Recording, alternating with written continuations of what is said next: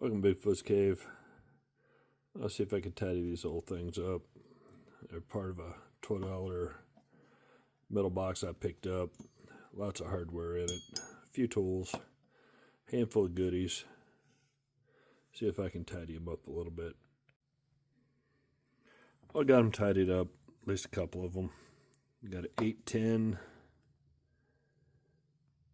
5/16, 13/32 USA.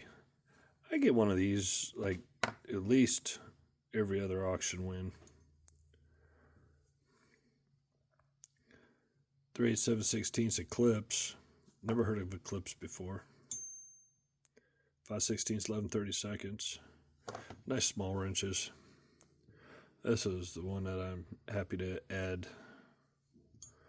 It's another Indestro. 7/16, 3/8. Cleaned up really good. Thanks for watching.